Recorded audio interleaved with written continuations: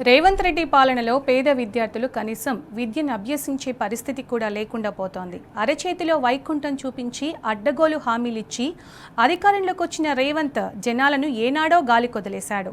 అటు పేద విద్యార్థుల చదువులను చిన్నచూపు చూస్తున్నాడు. అంతర్జాతీయ స్థాయి ప్రమాణాలతో విద్యను అందిస్తానని గొప్పలు చెప్పిన రేవంత్ కనీసం మౌలిక వసతులను కూడా పట్టించుకోవడం లేదు. గురుకులాల్లో వరుస పెట్టి ఫుడ్ పాయిజన్ ఘటనలు వెలుగు చూస్తున్నా ఇప్పటి వరకు ఒక్క పాఠశాలను సందర్శించలేదు. దిద్దుబాటు చర్యలు చేపట్టలేదు. చదువుల తల్లి ఒడిలో 4 అక్షరాలు నేర్చుకుందామని స్కూల్కు వచ్చిన విద్యార్థులకు ఆ భాగ్యం కూడా లేకుండా పోతోంది.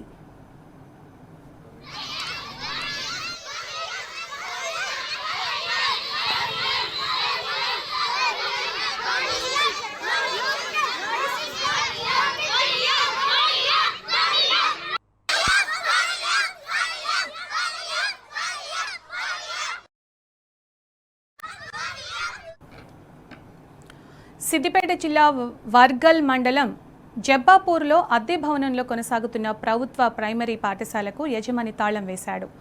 అద్దె చెల్లించకపోవడంతో తరగతి గదులకు తాళం వేసుకున్నాడు. దీంతో రోడ్డుపై బైఠాయించి విద్యార్థులు వారి తల్లిదండ్రులకు ఆందోళనకు దిగారు.